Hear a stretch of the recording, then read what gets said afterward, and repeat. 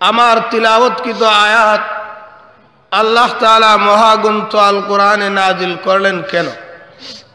আয়াতটি নাজিল হওয়ার কারণ কি? সেই সম্পর্কে মুফাসসিরিনে কেরাম বিভিন্ন মত পোষণ করেছেন। একটা মত হলো, মক্কার কিছু সমস্ত লোকেরা একটা পরামর্শ সভায় বসলো, যার মধ্যে একজন ব্যক্তির নাম ছিল ওবাদ ইবনে ওয়াসাইদ। সে বলতেছে, আমি আল্লাহ তাআলার শুকরিয়া আদায় করি, এই দিন আসার পূর্বেই আল্লাহ তাআলা আমার বাবাকে দুনিয়া থেকে তুলে নিয়েছেন। দ্বিতীয় ব্যক্তি হযরতে বিলাল রাদিয়াল্লাহু তাআলা আনহুকে তিরস্কার করে বলতেছে, তার নাম ছিল হারিস ইবনে হিসাব। সে বলল, আল্লাহর নবী মুহাম্মদুর রাসূলুল্লাহ সাল্লাল্লাহু আলাইহি সাল্লাম ওই কালো কাক ছাড়া ওনার জন্য কি আর কোনো মুয়াজ্জিন নাই? বলতেছে, কি বলতেছে? যে হযরতে বিলাল রাদিয়াল্লাহু তাআলা আনহু আযান দিতেছে, এমত অবস্থায় সে বলতেছে যে এই কালো কাক ছাড়া কি আর ওনার জন্য কোনো মুয়াজ্জিন নাই? এই মজলিসের মধ্যে সুহাইল ইবনে আমর ছিল। সে বলতেছে, আল্লাহর যদি ইচ্ছা হয় অবস্থার পরিবর্তন হইতে পারে। পারেনি না? পারে না? তৃতীয় ব্যক্তি ছিল আবু সুফিয়ান। সে বলল, আমি এই সম্পর্কে কিছু বলবো না, যদি মন্তব্য করি তাহলে রহমাতুল লিল আলামিনের কাছে ফেরেশতা জিবরাইল আলাইহিস সালাম আয়াত নিয়ে চলে আসবে। সুতরাং আমি হযরতে বিলাল রাদিয়াল্লাহু তাআলা আনহু সম্পর্কে কোনো মন্তব্য করব না। এই তাদের মধ্যে যে আলোচনাটা হয়েছে, আল্লাহ তাআলা সাথে সাথে ডাক দিয়ে বলে, জিবরাইল যাও আমার নবীর সামনে গিয়া এই তিলাওয়াতকৃত আয়াত শুনাই দাও। বলেন সুবহানাল্লাহ। আল্লাহ বলেন, ইয়া আইয়ুহান নাসু ইন্না খালাকনাকুম মিন যাকারিন ওয়া উনসা وجعلناكم شعوبا وقبائل لتعارفوا إن أكرمكم عند الله يتقاكم। আল্লাহ তাআলা বলেন, হে মক্কাবাসী মানুষেরা, তোমরা হযরতে বিলাল রাদিয়াল্লাহু তাআলা আনহুকে নিয়ে তিরস্কার করলে, হযরতে বিলাল রাদিয়াল্লাহু তাআলা আনহুকে তুচ্ছ মনোভাব নিলে। হে মক্কাবাসীরা, আমি আল্লাহ তাআলা তোমাদেরকে কোথা থেকে সৃষ্টি করেছি সেই দিকে কি একবার লক্ষ্য করো না? হে মানব জাতি, আমি আল্লাহ তোমাদেরকে সৃষ্টি করেছি একজন পুরুষ, ওনার নাম হলো হযরতে আদম। একজন মহিলা, ওনার নাম হলো হযরতে হাওয়া। ঠিক না বেটি? তাহলে বিলাল খার সন্তান, বিলাল খা। আল্লাহ বলেন, দুনিয়াতে যত মানুষ আছে, চাই সে মুসি হোক, মেতর হোক, চাই সে নিম্ন স্তরের লোক হোক, সেও কার সন্তান? হযরতে আদম এবং হাওয়ার। তাহলে কিসের বাহাদুরি, কিসের বরত? সহজে বোঝার জন্য একটা দৃষ্টান্ত দেই। এক বিচারা আপনার গরু যে খালায় তাদেরকে কি বলা হয়? সামার বলা হয়। সামার বিচারা সব সময় গরু খুঁজতেছে। একদিন একটা গরু আপনার পরে নদীতে রয়েছে। এই মরা গরু দেখার পর সামারের একটা ছোট্ট ছেলে ছিল, সেই ছেলেটা গরুর সামনে গিয়ে হাজির হতে না হতেই ছেলেটা পানিতে পড়ে গেল। ঘটনাক্রমে সেই ছেলে সাঁতার কাটতে জানে না, পানিতে পড়ে ডুবতেছে। এমত অবস্থায় সামার বিচারাও দৌড়াইয়া সামনের দিকে আসছে। ঘটনা হলো সামার বিচারাও সাঁতার জানে না। সামার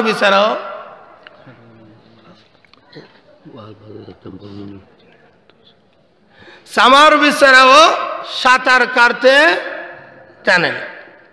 এবার কিভাবে তার ছেলেকে এই নদী থেকে রক্ষা করবে, এবার সে একটা বুদ্ধি স্মরণ করলো।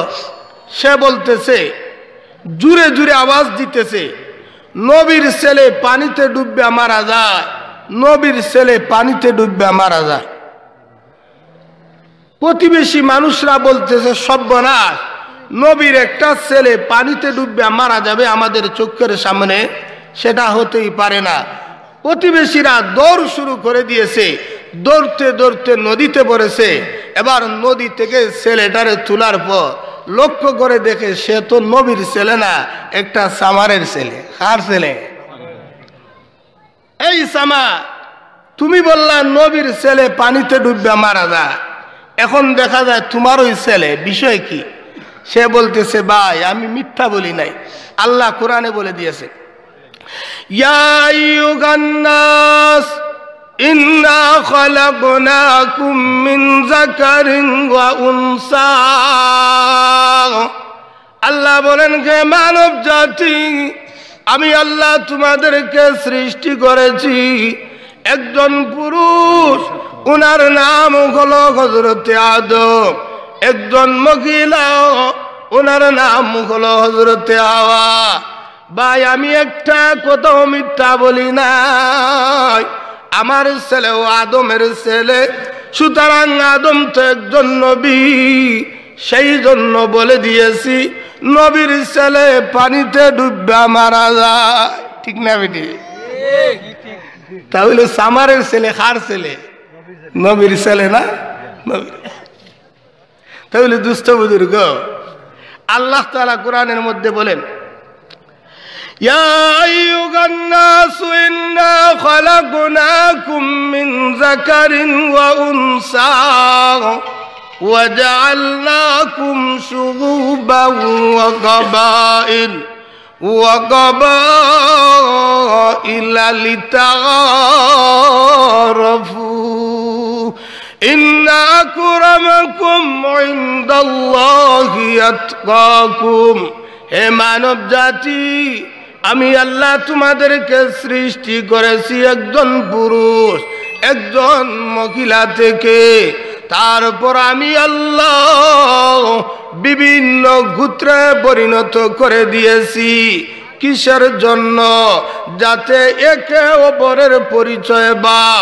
হে মানব জাতি, তোমাদের মধ্যে সর্বোত্তম ব্যক্তি হলো সেই ব্যক্তি যে হবে আল্লাহ ওয়ালা মুত্তাকি। তাহলে আল্লাহর কাছে সামা, গুলাম, হাবশি, কালো, অন্য যাই হোক, তালুকদার, চৌধুরী সাহেব হোক, এদের কোনো দাম নাই। আল্লাহর কাছে সবথেকে উত্তম ব্যক্তিকে, যে হলো আল্লাহওয়ালা মুত্তাকি, যে হলো মুত্তাকি, সেই আল্লাহর কাছে সবচেয়ে থেকে বেশি দাম। আপনারাই বলবেন, হুজুর তাহলে আল্লাহ তাআলা যেহেতু হযরতে আদম এবং হাওয়া থেকে সমস্ত মানুষদেরকে সৃষ্টি করলেন, তাহলে বিলালে তো কালো কেন? প্রশ্ন আসেনি না? আসে না? বিলালকে নিয়ে তারা তিরস্কার করলো, এই কালো কাক ছাড়া আর কোনো মুয়াজ্জিন কি রসুল পাননি? তাহলে প্রমাণ হয়ে গেল কালো মানে কাক যেমন কালো, বিলালও ছিল সেই ধরনের কালো। তাহলে আদমের সন্তানের মধ্যে কিছু সন্তান লাল, কিছু সন্তান সাদা, কিছু সন্তান কালো, আসেনি না? না? আপনারা এই জায়গাতে বসা আছেন 2 থেকে 300 মানুষ, মনে করেন সবার রং কি এক ধরনের? না, কালো আছে, লালও আছে, আসেনি না? না? তাহলে সেটার কারণ কি? সেই সম্পর্কে মুফাসসিরিন ইকরাম বলেন, আল্লাহ রাব্বুল আলামিন যখন হযরত আদম আলাইহিস সালামকে সৃষ্টি করার মনস্থ করলেন, আল্লাহ হযরত জিবরাইলকে ডাক দিলেন, জিবরাইল যাও মক্কা থেকে কিছু মাটি নিয়ে আসো। হযরত জিবরাইল আলাইহিস সালাম দুনিয়াতে আসলেন এবং মক্কার একটা স্থানে উনার হাত রেখে দিলেন। মাটি কান্নাকাটি শুরু করে দিয়েছে। ও জিবরাইল, সেই সত্তার শপথ দিয়ে বলি রে জিবরাইল, খবরদার আমার কাছ থেকে মাটি নিও না। মহান আল্লাহ এই মাটি দ্বারা আদমকে সৃষ্টি করবে। আদমের সন্তানেরা জমিনের মধ্যে মারামারি করবে, কাটাকাটি করবে, রক্তপাত ঘটাবে, আর শেষ পর্যন্ত আদমের ছেলেরা জাহান্নামের অধিবাসী বনে যাবে। ওরে জিবরাইল, আমি জাহান্নামের আগুন বরদাস্ত করতে পারবো না। ও জিবরাইল, আমার কাছ থেকে মাটি নিয়ে যাইও না। হযরত জিবরাইল আলাইহিস সালাম মাটির কান্না শুনে আর বরদাস্ত করতে পারেন নাই। হযরত জিবরাইল আলাইহিস সালাম ব্যর্থ হয়ে আল্লাহর সামনে চলে গেলেন। হযরত জিবরাইল আলাইহিস সালাম বলেন, রব্বুল আলামিন, আমি মাটি আনার জন্য গিয়েছিলাম। রব্বুল আলামিন মাটি এত কান্নাকাটি শুরু করে দিয়েছে। রব্বুল আলামিন মাটি আনা আমার পক্ষে সম্ভব হয় নাই। আল্লাহ বলে, ওরে ইসরাফিল, যাও জমিন থেকে মাটি নিয়ে আসো। হযরত ইসরাফিল আলাইহিস সালাম বলেন, আমি জমিনে অবতরণ করার পর মাটিতে যেই মুহূর্তে হাত রেখেছি, মাটি কান্না শুরু করে দিয়েছে।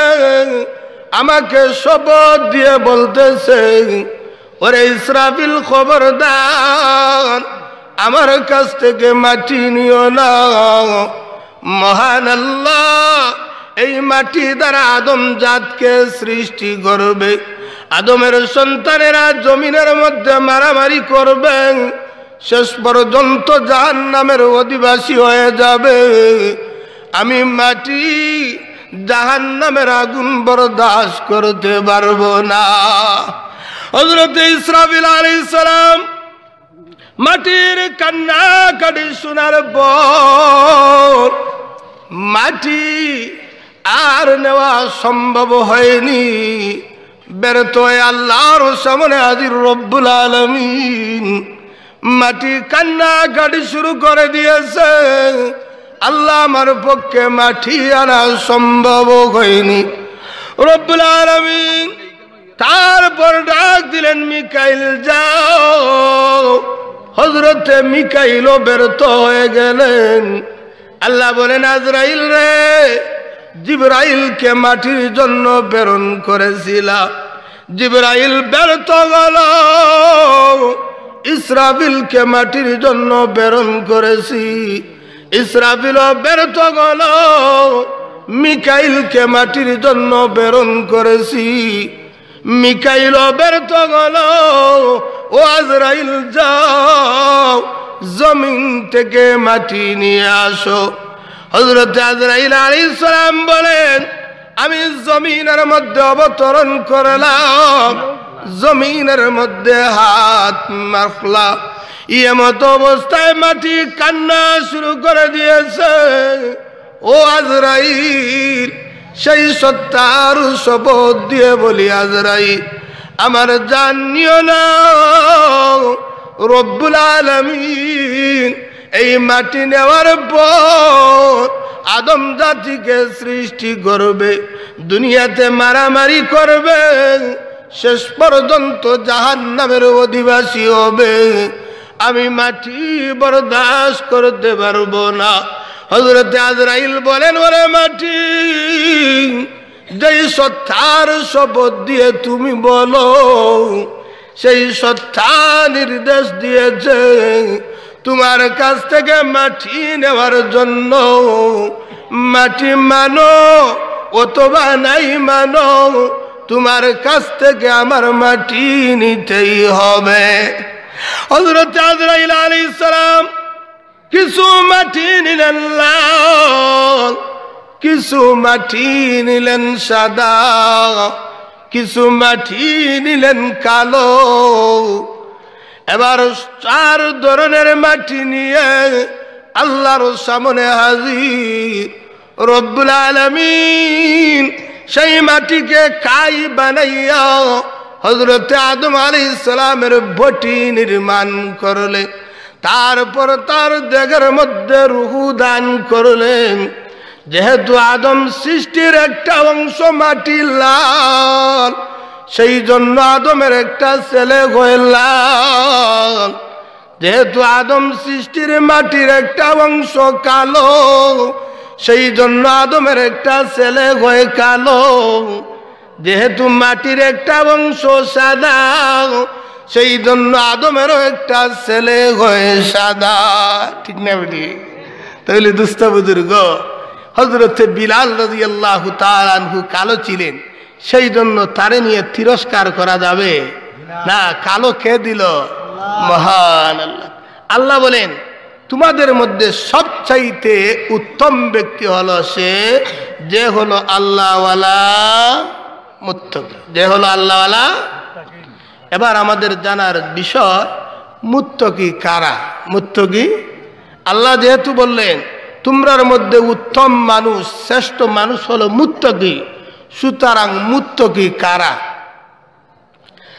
ফকিহ আল্লামা সমরকন্দি রহমতুল্লাহি আলাইহি বলেন, খাঁটি মুত্তাকি ওই সমস্ত ব্যক্তি যাদের মধ্যে 10টা গুণ থাকবে। কোন মানুষ যদি মুত্তাকি হতে হয়, আল্লাহ ওয়ালা হতে হয়, পরেজগার হতে হয়, তার মধ্যে 10টা গুণ থাকতে হবে। কয়টা গুণ? 10টা। এবার শুনুন 1 নম্বরের গুণের অংশ। আল্লাহ তাআলা বলেন,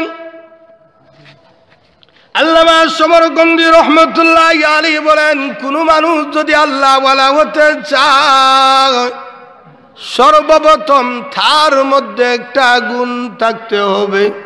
সে গুণটা হলো একে অপরের গীবত করবে না। এক ব্যক্তি অপর ব্যক্তির আপরকে তার সমালোচনা করবে না। আল্লাহ কোরআনে ঘোষণা দিয়েছেন, লা ইয়াগতাব বাদুকুম বাদা, তোমরা একে অপরের গীবত করো না। আল্লাহ পরের অংশেই বলেন, আয়াহুব্বু আহাদুকুম আইয়াকুলা লাহমা আখিহি মাইতান ফাকারিহতুমু, তোমরা কি পছন্দ করো মৃত ভাইয়ের পচা গোশত ভক্ষণ করা?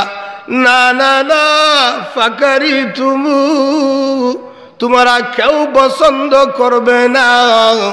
যেমন যে সমস্ত মানুষেরা অপর মুসলমানের ভাইয়ের বিরুদ্ধে সমালোচনায় লিপ্ত হয়, সেই দুষ্টা যদিও তার কাছে বিদ্যমান, তার বড় গীবত হয়ে যাবে।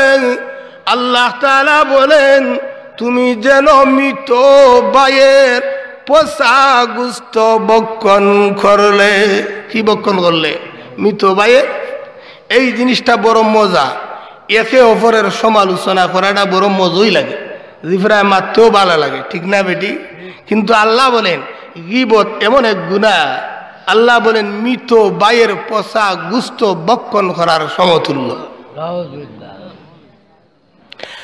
আল্লাহর নবী হাদিসের মধ্যে বলেন, আল গীবাতু আশাদ্দু মিনাজ জিনা,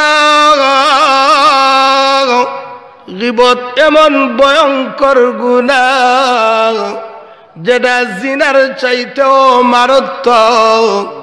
সাহাবীরা বলেন, ইয়া রাসূলুল্লাহ, ইয়া হাবিবাল্লাহ, বুঝে আসলো না ওগো নবীজি, গীবত আবার জিনার চাইতে ভয়ঙ্কর হলো কিভাবে? আল্লাহর নবী বলেন, ওরে সাহাবীরা, কোনো একটা মানুষ যদি জিনায় লিপ্ত হয়, জিনা করার পর তার অন্তরে যদি আল্লাহর ডর পয়দা হয়ে যায়, খালিস নিয়তে চোখের পানি সেরে সেরে আল্লাহর কাছে তওবা করে, আল্লাহ তার জিনার গুনাহটা মাফ করে দেন।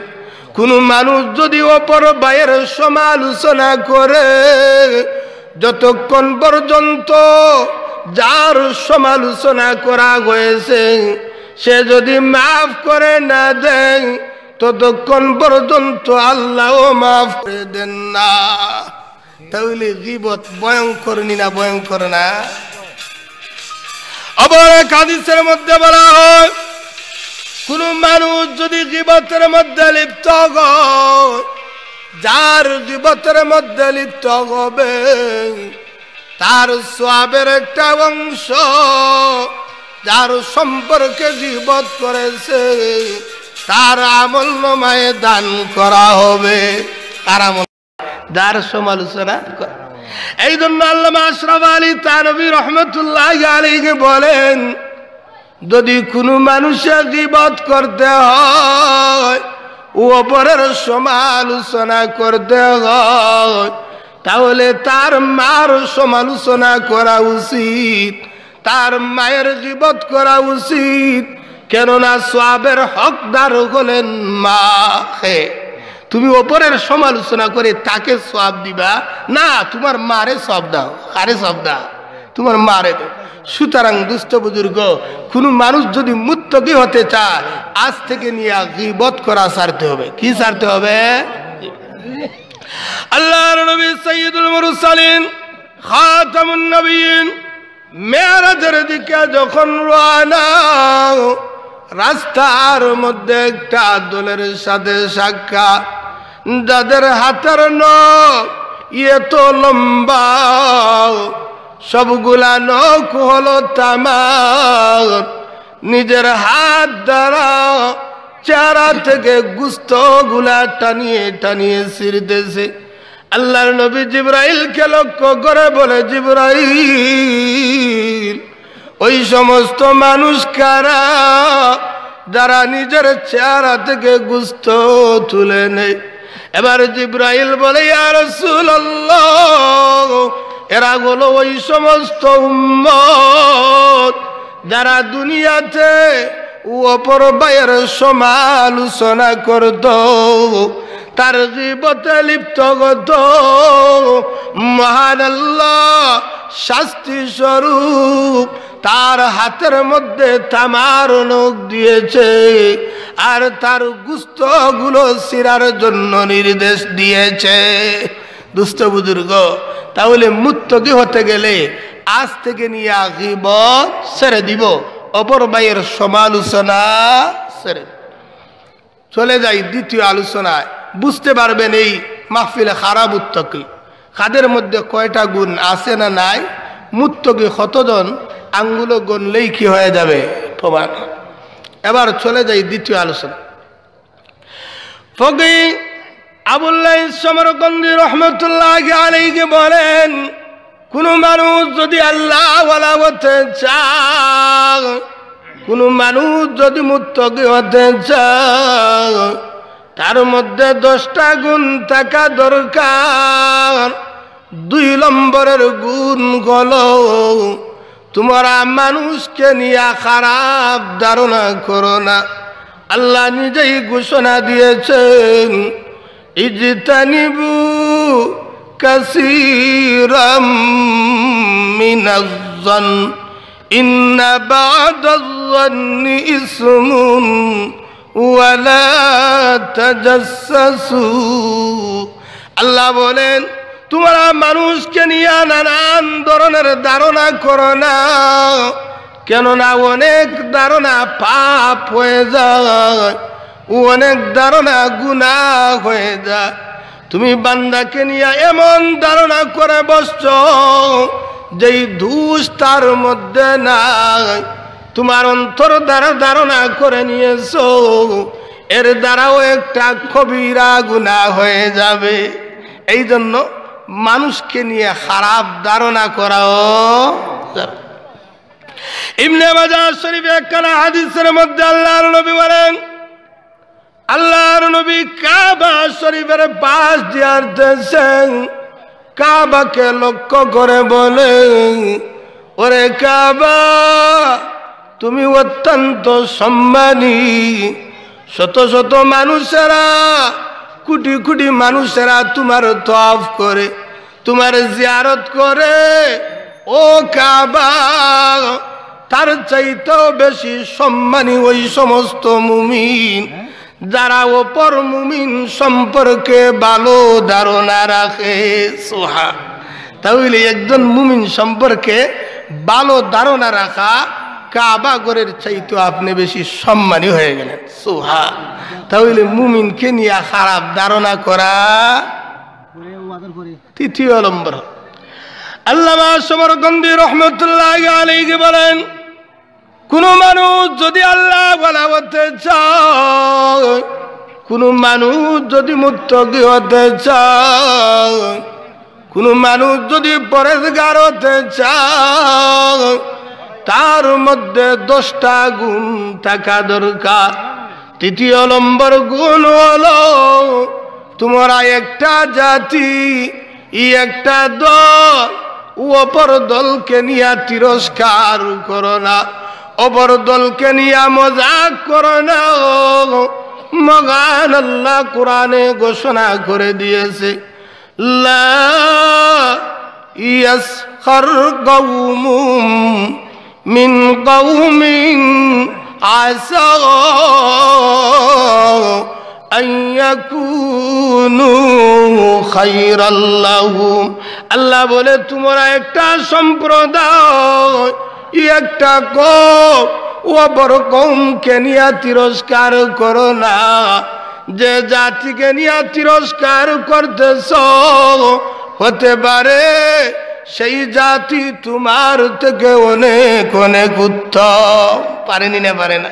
তুমি এমন একটা সম্প্রদায় নিয়ে তিরস্কার শুরু করলে, যে সম্প্রদায় তোমার চাইতে আল্লাহর কাছে অনেক গুণ বেশি দামি এবং সম্মান। হযরতে বিলালকে নিয়ে তিরস্কার করেছো, হযরতে বিলালের ইজ্জত সম্মান আছে না না? আল্লাহর নবী যখন মেরাজ শরীফের মধ্যে জান্নাত জাহান্নাম পরিদর্শন করলেন, জান্নাতের মধ্যে পরিদর্শন করার সময় হযরতে বিলাল রাদিয়াল্লাহু তাআলা আনহু পায়ের জুতার আওয়াজ শুনতে পেলে আল্লাহর নবী জিজ্ঞাসা করে, জিবরাইল রে, সেই জুতার আওয়াজ কার? হযরতে জিবরাইল বলেন, ইয়া রাসূলুল্লাহ, উনি তো আপনার মুয়াজ্জিন হযরতে বিলাল। আল্লাহর নবী পৃথিবীতে আসার পর, ও বিলাল, কি আমল তুমি করে নিলে? বিলাল রে, জান্নাতের ভিতর তোমাকে আরতে দেখলাম। হযরতে বিলাল বলেন, ইয়া রাসূলুল্লাহ, আমার কোনো আমল নাই, ছোট্ট মুট্ট একটা আমল। ইয়া রাসূলুল্লাহ, আমি যখন ওই ওযু করতে যাই, সাথে সাথে তাহিয়াতুল ওযু 2 রাকাত নামাজ পড়ে নেই। সুবহানাল্লাহ। কি আমল! ওযু করার সাথে সাথেই 2 রাকাত নফল নামাজ পড়ে নেই। দুস্থ বুজুর্গ, খালি ওয়াজ শুনলে হবে না, আজ থেকে আমল করতে হবে। হযরতে বিলাল যদি 2 রাকাত নামাজ পড়ার দ্বারা জান্নাতে হারতে পারে, তাহলে আমরাও কি আমলটা করতে পারি না? ইনশাআল্লাহ। আল্লাহ তাআলা আমল করার তৌফিক দান করুন। তাহলে কি বুঝলাম? কোনো মানুষ যদি মুত্তাকি হতে চায়, আল্লাহওয়ালা হতে চায়, তার মধ্যে তৃতীয় একটা গুণ, কাউকে নিয়ে তিরস্কার করা যাবে না। হযরতে জুনাইদ বাগদাদি রহমতুল্লাহি আলাইহি নাম শুনছেন তো? হযরতে জুনাইদ বাগদাদি, হযরতে জুনাইদ বাগদাদি রাস্তা দিয়ে হাঁটে, গ্রাম্য একজন মহিলা তাকে নিয়ে তিরস্কার করে। কি তিরস্কার? দেখবেন সবার দাড়ি সাফ দাড়ি হয় না, কারো কারো দাড়ি আবার তুতাতে উঠে, উঠে না? উঠে না? হযরতে জুনাইদ বুগদাদির দাড়ি ছিল থুথা। ওই বুড়ি প্রতিদিন তিরস্কার করতো আর বলতো, ওরে জুনাইদ, তোমার যে দাড়ি তার চাইতে আমার ছাগলের দাড়ি ভালো। কার দাড়ি ভালো? মাঝে মাঝে দেখবেন ছাগলেরও দাড়ি আছে, আসেনি না? না, ছাগলেরও দাড়ি আছে। এবং নিয়ে যখন তিরস্কার শুরু করলো, হযরতে জুনাইদ বুগদাদি কোনো উত্তর দেয় না, রাস্তা দিয়ে হাঁটে আর দৃষ্টিটা নিচের দিকে হেঁটে হেঁটে যায় আর মনে মনে বলে, আল্লাহ, আমি এই মহিলার প্রশ্নের জবাব কিভাবে দিব? আল্লাহ, তোমার নবী না বলেছেন সাকরাতে মউতের সময় যদি বান্দা জান্নাতি হয় পুরা দৃশ্য তার সামনে তুলে ধরেন, আল্লাহ, মৃত্যুর পর আমি যদি জান্নাতি হই ওই মহিলার প্রশ্নের জবাব দেওয়ার সুযোগ করে দিও। সুবহানাল্লাহ। হযরত জুনাইদ বুগদাদি রহমাতুল্লাহি আলাইহি যখন সাকরাতে মউত শুরু, ছেলে সন্তানকে লক্ষ্য করে বলেন, ওরে কলিজার টুকরারা, আমি যখন ইন্তেকাল করে নিব আমাকে গোসল দিবা, আমার কাফন দাপন পরানোর পর আমার জানাজা শেষ করে আমার কবরস্থানে নেওয়ার আগ মুহূর্তে বৃদ্ধা মহিলার বাড়ির সামনে অন্তত 5টা মিনিট সময় অপেক্ষা করবে। সুবহানাল্লাহ। এবার তারা গোসল দুসল কাফন দাপন পরানোর পর জানাজা সম্পূর্ণ করে হযরতে জুনাইদ বুগদাদি রহমতুল্লাহি আলাইহির লাশ নিয়ে যাইতেছে। আর বুড়ি মাও চোখের পানি ছেড়ে ছেড়ে হায় হায় রে, প্রতিদিন নিয়ে তাকে ডং করতা, মজাক করতা, আজকে জুনাইদ বুগদাদি দুনিয়া থেকে চিরবিদায়। এবার বুড়িমার বাড়ির সামনে আসার পর সবাই এক পায়ে দাঁড়াই আছে, লক্ষ্য করে দেখে কাপনের কাপড় আস্তে আস্তে সরতেছে। বলেন সুবহানাল্লাহ। সবাই পড়তেছিল লা ইলাহা ইল্লাল্লাহ। যেমনে দেখছে জুনাইদ বুগদাদির কাপন সরতেছে, এবার সবাই পড়ে লা ইলাহা ইল্লা আনতা সুবহানাকা ইন্নী কুনতু।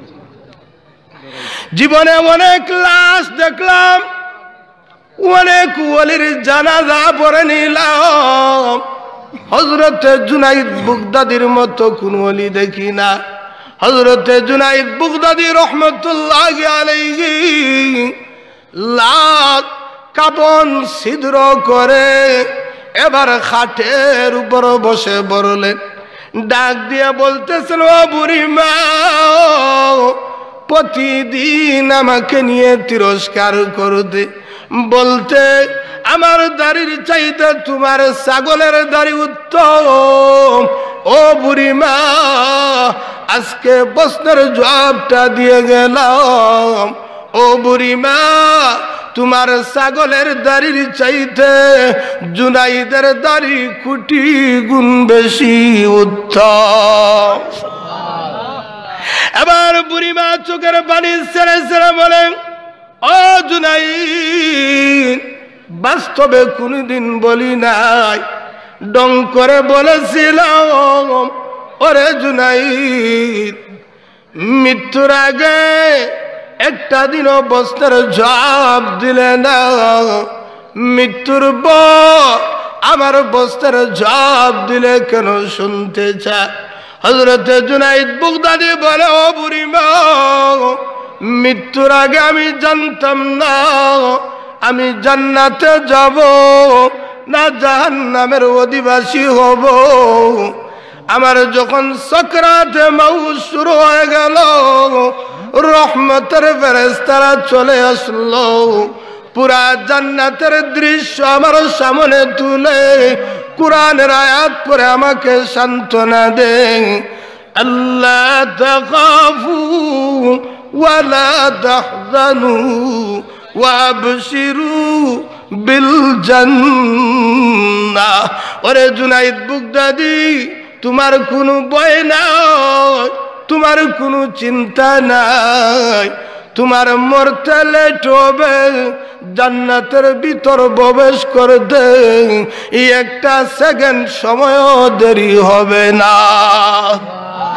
ও বুড়িমা, পুরা জান্নাতের দৃশ্য আমার সামনে দেখার পর ফেরেশতারা কোরআনের আয়াত পড়ে আমাকে সান্ত্বনা দেওয়ার পর আমি বুঝতে পারলাম আমি 100% জান্নাতি। সেই জন্য মৃত্যুর পর বলে গেলাম তোমার ছাগলের দাড়ির চাইতে জুনাইদের দাড়ি কোটি গুণ বেশি উত্তম। তাহলে দুস্থ বুজুর্গ, মানুষকে নিয়ে তিরস্কার করা যাবে না, কাউরে নিয়ে তিরস্কার করবেন না। হইতে পারে যাকে নিয়ে তিরস্কার করতেছেন তিরস্কৃত ব্যক্তি তিরস্কারীর চাইতে উত্তম হতে পারেনি, না পারে না? এই কথাটাই আল্লাহ বলেন, লা ইয়াসখার কওমুম মিন কওমিন আসা আন ইয়াকুনু খায়রাল লাহুম। তোমরা একটা জাতি অপর জাতিকে নিয়ে তিরস্কার করবে না, মজাক করবে না। হতে পারে সেই জাতি তোমার চাইতে উত্তম।